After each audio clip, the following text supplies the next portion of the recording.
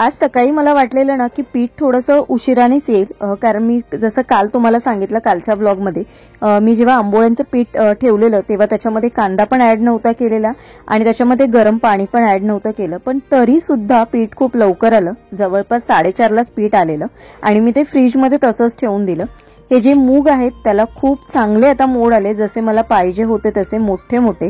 तर आता याची सालं पटकन निघण्यासाठी ना मी याच्यामध्ये भरपूर पाणी ओतून ना हे असेच ठेवून देणार आहे. जेवढे जास्त वेळ हे पाणी म्हणजे भिजतील ना तेवढी त्याची सालं ना बरोबर वरती येतील, कारण ती हलकी असतात सालं, ती पाण्यावरती तरंगतील आणि जे वाल म्हणते मी, जे आपले मूग असतात ते खाली बसले जातात आणि मग सालं निघायला ना अगदी पटकन निघतात. खूप आपल्याला जास्त एक एक सोलून मुगाच्या सालींची म्हणजे साली वेगळ्या करायची गरज लागत नाही. तर आता आपण करणार आहोत, जे मी पीठ काढलेलं म्हणजे जे सकाळी फ्रीजमध्ये असंच ठेवलेलं, तर ते मी काही मिक्स वगैरे करून ठेवलं नव्हतं, तर ते फ्रीजमध्ये बाहेर काढून घेते आणि मी तुम्हाला आता पहिले पीठ दाखवते की कसं आलंय पीठ. जसं आपण कांदा टाकून ठेवतो, म्हणजे मी ठेवते कधी कधी थंडीच्या दिवसात, तसंच पीठ आलेलं आहे. त्याच्यामध्ये पीठ अगदी हलकं पीठ आहे. मी तुम्हाला आता दाखवते मिक्स करून, त्याशिवाय तुम्हाला नाही कळणार. जे आपले नवीन फॅमिली मेंबर्स आहेत हे त्यांच्यासाठी आहे. काल मला बऱ्याच वेळा विचारण्यात आलेलं होतं की ताई याचं मेजरमेंट काय आहे, तर 1:2 आहे. तुम्ही 2 कप तांदूळ घेतले तर 1 कप उडदाची डाळ घ्या, पाव वाटी चण्याची डाळ घ्या आणि पाव कप पेक्षा पण तुम्ही कमी साबुदाणे किंवा मग तुम्हाला पोहे पाहिजे असतील तर ते तुम्ही घेऊ शकता. 1 मोठा चमचा धणे घ्या आणि 1 मोठा चमचा मेथी घ्यायची. हे सगळं एकत्र वाटण्यापेक्षा आपण वेगवेगळं वाटायचं, जसं मी कालच्या व्हिडिओमध्ये तुम्हाला दाखवलं, आणि भिजत पण घालताना सगळं वेगवेगळं घालायचं. आता आपण हे मिक्स करून घेतल्यानंतर याच्यामध्ये मीठ टाकणार आहोत. जर तुम्ही धणे वाटताना टाकले नसतील तर इथे तुम्ही धण्याची पूड टाकली तरी चालेल. हे सगळं व्यवस्थित नीट मिक्स करून घ्यायचं, म्हणजे त्याची जी आंबण्याची प्रक्रिया असते ना ती इथे स्टॉप होऊन जाते आणि फ्रीजमध्ये जेव्हा तुम्ही पीठ ठेवाल ना तेव्हा ते जास्त असं आंबट जात नाही. जर मीठ तुम्ही नाही टाकलं तर पीठ खूप असं आंबट वास येतो. जेव्हा तुम्ही फ्रीज पण उघडाल ना तेव्हा एक आंबोळ्यांचं पीठ ठेवलं हे कळून येतं, एक आंबट असा स्मेल येतो. तर तुम्ही मीठ टाकलं की ती प्रक्रिया तिथेच थांबते आणि पीठ आपलं अजून जास्त दिवस टिकतं. म्हणजे ते आंबट होत नाही. जसं ते आत्ता आहे ना ते तसंच राहतं. तर माझ्या या कंटेनरमध्ये मी पीठ काढून ठेवते. हा एक मोठा कंटेनर आहे 1.2 लिटरचा आणि याच्यामध्ये माझं हा जो टोप आहे ना हा पूर्णपणे याच्यात राहील आणि जो दुसरा भांड आहे म्हणजे जो दुसरा टोप आहे त्याच्यामध्ये मी आता 2-3 पोळ्या नाश्त्यासाठी करेन सकाळसाठी आणि बाकीच्या ज्या उरलेल्या आहेत त्या मी दुपारसाठी किंवा मग संध्याकाळसाठी असं वेगवेगळं थोडं थोडं मी करून ठेवते. सगळं अगदी एकाच भांड्यात काढत नाही, कारण मग जेव्हा थंड करायला ठेवायचं असेल तर मग थोडं थोडं काढा आणि मग ते थंड करायला ठेवा किंवा मग पूर्ण टोप बाहेर काढावा लागतो, सगळ्यात मधनं थोडं थोडं घ्या, असं करावं लागतं. तर तसं होऊ नये म्हणून मग मी काय करते, एकच हा मोठा ठेवते आणि हे मला ना उद्या परवा म्हणजे पुढचे 2-3 दिवस याच्यामध्ये एखाद्या वेळेस नाश्ता होतो, एखाद्या वेळेस संध्याकाळसाठी म्हणजे चपात्या नसतात तेव्हा ते होऊन जातं किंवा एखाद्या वेळेस मग जरी ऑफिसला जरी न्यायचं असेल डोसे वगैरे करून तर ते होऊन जातं. नमस्कार, शुभ सकाळ, सुंदर दिवसाच्या सुंदर शुभेच्छा. मी प्राजक्ता आपल्या एका नवीन ब्लॉगमध्ये तुमच्या सगळ्यांचं खूप मनापासून स्वागत करते. आजचा ब्लॉग जो तुम्ही सुरुवातीला बघितला, सुरुवातीचा पार्ट तो रविवारचा होता. जसं मी तुम्हाला रविवारी म्हटलेलं की मी रविवारी खूप छान असा पूर्ण मेनू शूट करणार होती, पण काय झालं अचानक आमच्याकडे लाईट गेल्यामुळे मला काही सगळं शूट करायला जमलं नाही. मी सकाळचाच थोडासा पार्ट जो केला तोच, आणि नंतर संध्याकाळी लाईट नसल्यामुळे त्याच्यामुळे वायफाय नाही, सगळंच नाही आणि व्हिडिओ शूटच मेन म्हणजे झाला नाही माझ्याकडनं. त्याच्यामुळे मग आज सोमवारी आपला ब्लॉग येऊ शकला नाही आणि जे काही मी शूट केलेलं ते क्लिप मग त्याच्या पुढे म्हटलं चला आज व्हिडिओ कंटिन्यू करू. काल पण मग खूप जास्त जेवण केलं नाही मी, फक्त जे काही साधं वरण भात होतं आणि बटाट्याचीच भाजी केलेली मी आणि बाकी काहीच केलं नाही मग मी, कारण लाईट नसल्यामुळे मी काही गोष्टी केल्या नाही. तर मुगाची जे सोलून ठेवलेलं त्याची मी आता उसळ करणार आहे आणि आज बघू आता जसं जसं पुढे ब्लॉग मी जे काही बनवेन ते तुमच्याबरोबर शेअर करेन. मुगाची उसळ तर तुमच्याबरोबर मला शेअर करायचीच आहे, तर म्हटलं ती शेअर करते. काकडीची कोशिंबीर आज करायचा विचार आहे, थोडंसं थंड असं, आणि आता गरमी चालू झाली आहे तर ह्याचा विचार करून आपल्या आहारामध्ये म्हणजे आता जसं जसं उन्हाळा चालू होईल तसं तसं आपल्या आहारात आपण बदल करणं खूप गरजेचं आहे. माझ्याकडनं जे जमेल किंवा मला जे माहिती आहे, माझ्याकडनं ज्या गोष्टी मी माझ्या आहारात इम्प्लिमेंट करते किंवा मला ज्या माहिती आहेत त्या सर्व गोष्टी मी माझ्या ब्लॉगमधनं तुमच्याबरोबर शेअर करेन. बऱ्याच वेळा मला कमेंट येते की आता जसे जसे परत नवीन नवीन फॅमिली मेंबर्स ऍड झालेत ना, परत त्यांच्याकडनं पण कमेंट मला अशा येतात की तुझी जी बाकीची जी कामं असतात म्हणजे डस्टिंग म्हणा, क्लिनिंग म्हणा, या सगळ्या गोष्टी तू कधी करतेस किंवा ते करत असशील तर त्याचा व्लॉग शूट करून आमच्याबरोबर शेअर कर. या गोष्टी मला खरंच वेळ नसतो की सगळ्या गोष्टी शूट करायचा. हे पण मी जे शूट करते ना ते माझं आल्यानंतरचं जे काही रुटीन असतं ना तर करता करता मी ते तुमच्याबरोबर शेअर करत असते. आणि जेवणामध्ये मला स्वतःला खूप आवड आहे आणि मला असं वाटतं मला ज्या गोष्टी म्हणजे खूप म्हणजे जेवण ही अशी गोष्ट आहे ना की सगळ्यांनाच बऱ्याच वेळा असं असतं ना की अरे बऱ्याच जणांचं असं आम्ही किती प्रयत्न केला तरी ती गोष्ट जमत नाही किंवा किचनमध्ये काम करायला खूप वेळ जातो, कंटाळा येतो, कधी कधी भांडी घासायचा तर खूप कंटाळा येतो. तर गोष्टी कशा पद्धतीने आपण कमी करू शकतो किंवा आपलं काम कसं करू शकतो आणि कशा पद्धतीने किचनमध्ये काम करताना आपल्याला इंटरेस्ट येईल यासाठीचा माझा मेन हे उद्देश आहे की तुम्हाला या सगळ्या गोष्टींचा उपयोग व्हावा म्हणून जास्तीत जास्त हे व्लॉग मी तुमच्याबरोबर शेअर करत असते. खूप अगदी निवांत वेळ असेल तसं तुमच्या बऱ्याचशा रिक्वेस्ट आहेत आणि बरेचसे व्लॉग्स माझ्याकडे पेंडिंग आहेत. आता विचार करते मी येणाऱ्या व्लॉगमध्ये तुम्हाला काही ऑर्गनायझेशनचे व्हिडिओज वगैरे शेअर करेन. तर चला येणाऱ्या व्लॉग मध्ये पूर्ण प्रयत्न करेन आणि व्लॉग रेग्युलर करण्याचा पण प्रयत्न करेन. ज्या वेळेस माझं तर बघा हे 5-6 दिवस कंटिन्यू झाले व्लॉग आणि काही ना काहीतरी येऊन परत लाईट गेली आणि त्याच्यामुळे परत व्लॉग कालचा शूट झाला नाही. पण आजचा जो व्लॉग शूट करते तुमच्यापर्यंत घेऊन आलेली आहे. तुमचं काही सजेशन असेल आजच्या व्लॉगला मला नक्की कमेंट करून सांगा. चला तर व्लॉगला सुरुवात करूया. तर कालचा मेनू जो आपला राहिलेला ना तो आज सगळा पूर्ण करायचा माझा विचार होता. खोबरं काढून ठेवलं जे आपल्याला वरणासाठी लागणार आहे, भाजीसाठी लागणार आहे किंवा जे काही करायचं असेल जेवण त्याच्यासाठी ओलं खोबरं लागणारच होतं म्हणून ते बाहेर काढून घेतलं. आणि हे जे पीठ होतं जे मी काल थोडंसं डब्यामध्ये काढून ठेवलेलं तर ते आत्ता मी संध्याकाळसाठी चपात्या भाजणार नाहीये, मी पीठच म्हणजे पिठाच्याच आंबोळ्या करणार आहे. आणि हे मूग बघा हे काल चांगले छान असे सोलून ठेवलेले आणि सगळ्याची पूर्णपणे साल अगदी व्यवस्थित निघालेले, कुठेही एकाचं देखील असं साल राहिलं नव्हतं. तर मी काय करणार आहे एवढे मूग काही एका वेळेस भाजीला मला लागणार नाही तर 2 वेळेला होतील हे. तर मी आता काढून घेतलेत बघा थोडेसे आणि जेव्हा मी परत फ्रीजमध्ये ठेवते ना तेव्हा हे असं पाण्यातच ठेवते. हे पाण्यात ठेवल्यामुळे ना ते कुठे काळे पडणार नाही कारण मग जास्त दिवस असे तुम्ही सोलून वाल जरी ठेवा किंवा हे ठेवा किंवा चवळी ठेवा जर तुम्ही ठेवलात ना तर ती जिथे मोड येतात ना तिथे थोडीशी पिवळसर होत जाते किंवा मग थोडासा काळपट त्याला रंग येतो. पण तुम्ही असं पाण्यात जर भिजवून ठेवलात ना तर ती जो काही कडधान्य असेल ना तसं काळं वगैरे पडत नाही आणि त्याला एक स्मेल पण येत नाही. कारण बऱ्याच वेळा जेव्हा आपण असंच ठेवतो विदाऊट पाणी टाकून ना तर जसं ते जुनं होत जातं म्हणजे त्याचा 1-2 दिवस होत जातात ना तसं त्याचा थोडासा असा एक उग्रचा स्मेल देखील येतो. तर त्याच्यामध्ये म्हणून नेहमी पाणी असं ओतूनच ठेवायचं. मी असंच ठेवते नेहमी आणि खूप छान राहतात जे काही तुम्ही कडधान्य ठेवाल ते. आता कुकर लावून घ्यायचंय तर कुकरसाठी माझ्याकडे हा एक बेसिक छोटासा पेला असतो माझा संध्याकाळसाठीचा तर तो एक पेला मी इथे राईस लावणार आहे. आणि आज मुगाचं वरण करायचंय आणि अगदी साधं संध्याकाळचं जेवण थोडंसं जेवढं लाईट असेल तेवढं चांगलं त्याच्यासाठी म्हणून मी इथे मुगाची डाळ घेतली आणि तुम्ही बघू शकता अगदी थोडी घेतली.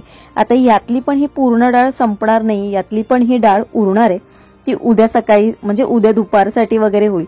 कारण खूप जास्त जर त्याच्यामध्ये खोबरं टाकलं वाटप टाकलं तर मग एका वेळेसाठी खूप जास्त अशी होऊन जाते आणि दुपारी पण काही खाणं होत नाही. मी नेहमी जेव्हा डाळ म्हणजे अशी कुकरला लावते तेव्हा त्याच्यामध्ये मिरची आणि टमॅटो हा टाकते. त्याच्यामध्ये थोडंसं हळद टाकायचं, थोडंसं हिंग टाकायचं आणि मग कुकरला शिट्या करायला ठेवायचं. पाणी जर तुम्ही म्हणाल तर मी खूप अगदी जास्त भरपूर असं पाणी ठेवत नाही पण जे काही भांडं घेते ना डाळ लावताना ते थोडंसं उंच असेल म्हणजे डाळ खाली बसेल म्हणजे पाव हिस्सा डाळ असेल आणि पाऊण हिस्सा वरती मोकळा असेल ना एवढ्या पद्धतीचं भांडं घेते म्हणजे डाळ पटकन उतू येणार नाही. हा प्रश्न मला बऱ्याच वेळा विचारला जातो की ताई तुझं कुकरमध्ये डाळ वगैरे उतू जात नाही का? तर नाही, जर तुम्ही पाव हिस्सा डाळ असेल आणि पाऊण हिस्सा जर तुम्ही वरती मोकळा ठेवला ना तर डाळ उतू जाणार नाही आणि गेली ना तरी ती तिथल्या तिथे टोपात राहते, ती त्या टोपाच्या बाहेर पडत नाही किंवा त्या भांड्याच्या बाहेर पडत नाही. तर इथे आपण भाजीची तयारी करूया. तर भाजी जशी आपण वालाची करतो किंवा इतर कडधान्य करतो तशीच असते ही भाजी. याच्यामध्ये मी थोडासा एक बटाटा घेतलाय, त्याचबरोबर मी इथे हळद आणि जो आपला मालवणी मसाला आहे तो मी याच्यामध्ये इथे टाकून घेते. फोडणीला मी इथे राई टाकणार आहे. तुम्हाला राई पाहिजे असेल तर तुम्ही टाकू शकता, नाही टाकली तरी चालेल. मी राई टाकते. याच्यामध्ये थोडासा कढीपत्ता आणि कांदा असं छान परतून घ्यायचं. जेव्हा उपवासाचं जेवण असतं तेव्हा कांदा टाकला जात नाही, फक्त मोहरी आणि कढीपत्त्याचीच फोडणी दिली जाते. आणि मग आपल्याला नंतर जेव्हा पाहिजे तेव्हा आपण याच्यामध्ये थोडंसं टमॅटो वगैरे ऍड करून मग तुम्ही ती फोडणी करू शकता. आता मी याच्यामध्ये थोडंसं मीठ टाकलंय चवीप्रमाणे आणि कांदा टाकलाय. छानपैकी मिक्स करून घ्यायचं आणि मिक्स करून कांदा आणि टमॅटो छान असे एकजीव झाले पाहिजेत. जेवढे ते छान एकजीव होतात तेवढी भाजीला टेस्ट खूप छान येते. आणि माझी आई नेहमी असं म्हणते की असं टोपावर टाक टाक टाक टाक करायचं नाही, त्याचा आवाज खूप ऐकायला खूप वेगळा येतो.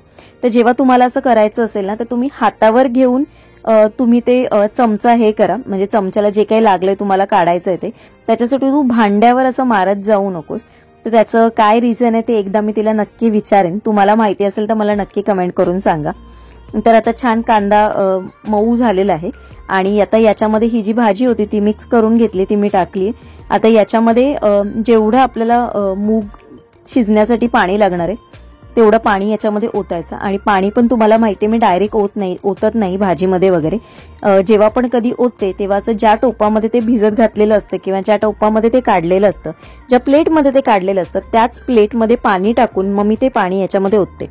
आता एका साईडला मी करणार आहे कोशिंबीरची तयारी. तर इथे मी एक काकडी घेतलेली आहे आणि काकडी सोलून ती छान अशी किसून घेऊन मग त्याच्यातलं ना पूर्णपणे मी पाणी काढून घेणार आहे. पूर्णपणे पाणी काढून घेतलं आणि त्याच्यामध्ये ना फक्त एकच गोष्ट लक्षात ठेवायची की जेव्हा तुम्हाला खायचं असेल ना तेव्हाच तुम्ही याच्यामध्ये मीठ ऍड करायचं. खूप आधीपासून तुम्ही मीठ, चाट मसाला हे असे जे ज्याला पाणी सुटतं, काळी मिरी हे अगोदरपासून टाकायचं नाही. सगळ्या गोष्टी ऍड करून आपली कोशिंबीर तयार करून ठेवायची आणि जेव्हा आपल्याला खायची आहे ना तेव्हाच त्याच्यामध्ये मीठ ऍड करायचं. कारण मीठ जर तुम्ही आधीपासून याच्यामध्ये ऍड केलं ना तर मग त्याला खूप जास्त पाणी सुटतं आणि मग कोशिंबीरची टेस्ट लागत नाही, सगळं पाणी पाणीच लागतं. तर मी जेव्हा माझं जेवण म्हणजे करायचं असतं ना तेव्हा मी ही सगळी तयारी कोशिंबीरीची नेहमी करून घेते आणि मीठ मात्र मी सर्वात शेवटी खाताना टाकते. ते जरी एक वेळ राहिलं ना तरी देखील चालतं, पण खूप जास्त पाणी सुटलेली कोशिंबीर आपण खाऊ शकत नाही. तर इथे मी एक काकडी, त्याच्यातनं पाणी मी छानपैकी काढून घेतलंय.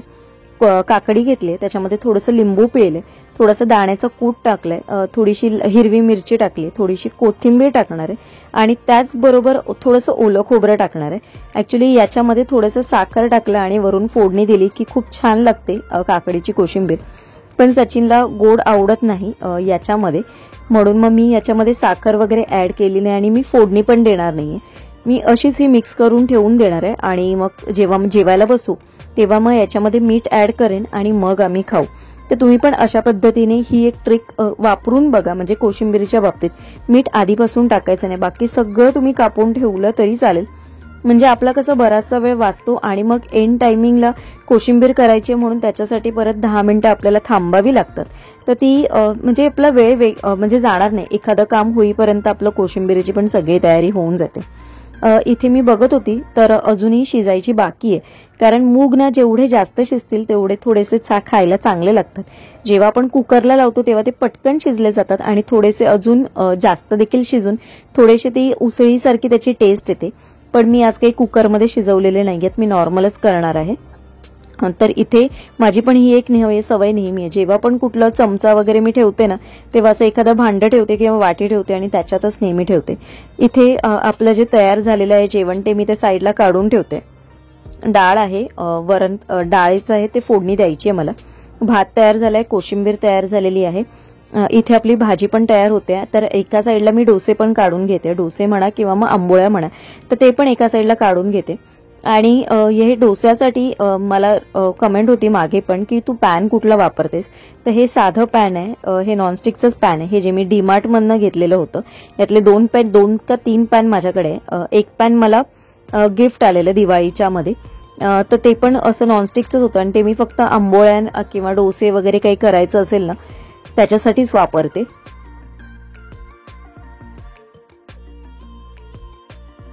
पीठ अगदी छान आलेलं. याच्या जर इडल्या जरी केल्या असत्या ना मी तरी पण त्या अगदी मऊ लुसलुशीत झाल्या असत्या.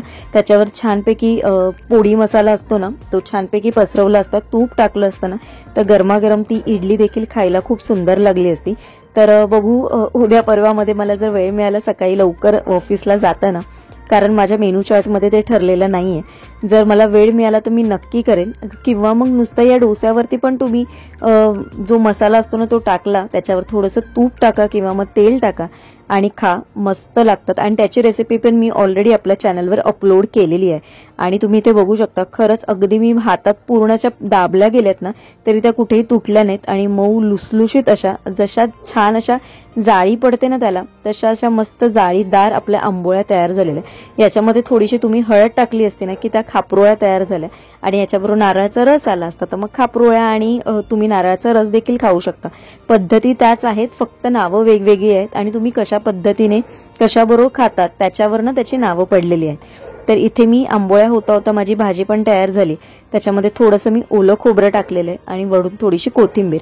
आता हे फक्त झाकण ठेवून 1-2 मिनिटं वाफ काढून ठेवते आणि आपलं सगळं ऑलमोस्ट जेवण तयार झालंय. फक्त वरणाला फोडणी द्यायची, ती पण मी आता देऊन घेते. वरणाला फोडणी देण्यासाठी मी इथे सर्वात आधी लसूण टाकणार आहे. जसं मी म्हणते, जर उपवासाचे जेवण किंवा नैवेद्याचं जेवण असेल तर शक्यतो मी कांदा लसूण वापरत नाही. म्हणजे जेव्हापासून रश्मीने मला सजेस्ट केलंय तेव्हापासून तर मी नेहमी तिची जेवण करताना, उपवासाचं जेवण करताना नेहमी तिची आठवण काढते. तर त्याच्यामुळे तिच्याकडनं मला सवय लागलेली आहे. तर शक्यतो आता जेव्हा उपवासाचं जेवण नसतं तेव्हा मग कांदा लसूण वगैरे सगळ्याचा वापर करते. फोडणीला लसूण टाकलेला आहे मी, थोडीशी जिरं टाकलेलं आहे, राई टाकलेली आहे, थोडीशी कोथिंबीर टाकलेली आहे, थोडंसं हिंग टाकलेलं आहे आणि डाळ टाकलेली आहे. आणि बस, ही डाळ मी एक्स्ट्रा अजून काहीच करणार नाही. याच्यामध्ये मी पाणी देखील ऍड करणार नाही आणि ही डाळ आत्ता आणि उद्याला देखील होईल. कारण अगदी तुम्ही भात बघितलेला, अगदी थोडासाच होता, खूप जास्त असा मी भात लावलेला नव्हता. आणि माझं जेवण पूर्णपणे सगळं तयार झालेलं होतं. वरण होता, भात होता, त्याचबरोबर भाजी होती, कोशिंबीर होतं आणि आपल्या आंबोळ्या पण तयार झालेल्या. पण प्लॅटफॉर्म तेवढाच क्लीन करणं पण गरजेचं आहे.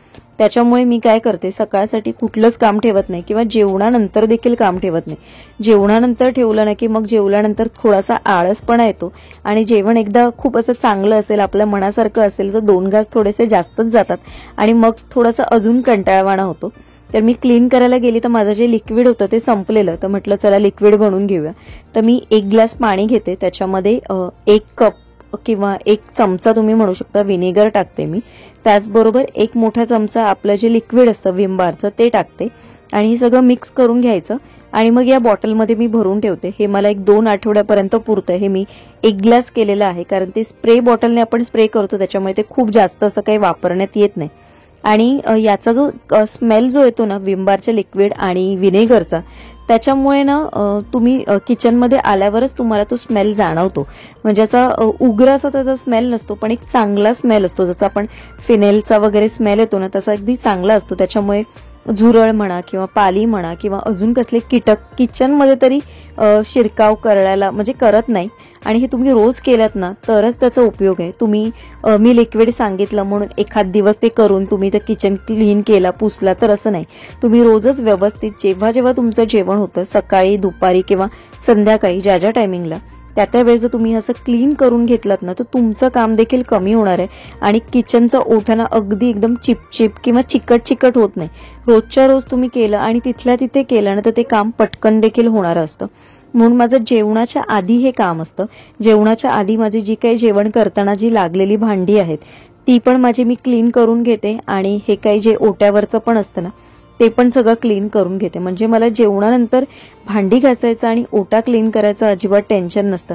कारण जेवलं ना की खरंच कंटाळाच येतो. कारण दिवसभरात आपण एवढे थकलेलो असतो, त्याच्यानंतर असं वाटतं अरे आता जेवण बनवून एवढं छान आपण जेवण जेवलंय पण तरी पण आपल्याला भांडी घासायचीच आहेत का अजून, असं थोडं कुठे ना कुठेतरी वाटत राहतं. त्याच्यामुळे मी जेवणाची भांडी होईपर्यंत त्याच्या आधी पण मी 2 वेळा भांडी घासते. जेव्हा मी ऑफिसवरनं येते ती टिफिनची म्हणजे जे काही भांडी असतात त्या चहाची भांडी असतात ती घासते मी. त्याच्यानंतर मग दुपारी जेवण म्हणजे दुपारी म्हणते त्याच्यामध्ये जी भांडी होतात जेवण करतानाची ती एकदा घासते आणि त्याच्यानंतर सर्वात शेवटची भांडी मी घासते. आता ह्या ज्या बॉटल आहे त्यातली ही जी मोठी बॉटल आहे याच्यामध्ये मी ना आधी चणे भरून ठेवलेले आणि ही जी छोटी बॉटल आहे ना ती त्याच्यामध्ये कधीतरी आम्ही काहीतरी घेऊन जातो लिक्विड. पण मग ते मी जेव्हा क्लीन करून ठेवते आणि ते परत त्याच्यात पाणी भरून ठेवते मी आणि ती तशीच ठेवते. जेव्हा सकाळी जाणार ना तेव्हा मग ती बॉटल मी खाली करते. त्याच्यामुळे या बॉटलमधलं छोट्या बॉटलमधलं पाणी मी कधीच वापरत नाही. ती फक्त मी भरून ठेवते कारण त्याच्यातनं कधीतरी दूध नेलं जातं, कधीतरी ताक नेलं जातं, कधीतरी ज्यूस नेला जातो. मग जेव्हा ती घासून भरली जाते ना मग मी ती भरतानाच परत पाणी भरून ठेवते. म्हणजे अगदीच कुठे काही राहिलं असेल त्याचा स्मेल वगैरे तर तो निघून जातो, बस एवढंच. तर आता माझं जेवण वगैरे पण सगळं आवरलेलं आहे आणि आता ही जेवणानंतरचं हे शूट घेतलेलं मी, कारण तुमच्याबरोबर बोलता बोलताना माझा पण वेळ बराचसा असा सगळा निघून जातो आणि मला पण तुमच्याबरोबर अजून बरंचसं काही शेअर करायचं आहे व्हिडिओ मार्फत, पण वेळेअभावी मला ते कधी कधी जमत नाही. काल मला बऱ्याचशा गोष्टी तुमच्याबरोबर शेअर करायच्या होत्या पण त्या राहून गेल्या आणि त्याचं कारण पण मी तुमच्याबरोबर शेअर केलेलं आहे. तर आता माझी सगळी कामं आवरून झाली आहेत, म्हणजे ऑलमोस्ट झाली आणि 10 वाजता माझं सगळं म्हणजे होतं, आवरतं सगळं बऱ्यापैकी. आता माझं फक्त स्किन केअर थोडंसं बाकी आहे, स्किन केअर करून घ्यायचं, त्याच्यानंतर मग ब्लॉग एडिट वगैरे करायचं. तर एखाद्या दिवशी यानंतरचं म्हणजे जेवणानंतरचं वगैरे जे काही रुटीन असतं ते तुमच्याबरोबर शेअर करेन. म्हणजे प्रत्येक दिवशी एकच दिवशी पूर्ण कंटिन्यू असं काही मला शूट करता येणार नाही, कारण मग ब्लॉग एडिट होणार नाही आणि तो दुसऱ्या दिवशी तुमच्यापर्यंत पोहोचणार नाही. मग असं जर मला पूर्ण दिवसाचं करायचं असेल तर मध्ये एक दिवस गॅप घेऊन एक दिवस नंतर तुमच्यापर्यंत व्हिडिओ पोहोचवावा लागेल. तर असो प्रयत्न मी नक्की करेन. तर चला आजचा व्हिडिओ मी इथेच एंड करते. आजचा व्हिडिओ तुम्हाला आवडला असेल अशी आशा करते. आजच्या व्हिडिओसाठी तुमच्याकडनं माझ्यासाठी काही सजेशन असेल मला नक्की कमेंट करून सांगा. कुठले ब्लॉग्स बघायला आवडतील ते देखील सांगा. तुमचं काही सजेशन असेल ते देखील सांगा. उद्या एका छानशा ब्लॉगमध्ये भेटते. तोपर्यंत सगळ्यांना Shri Swami Samarth. Bye bye and take care.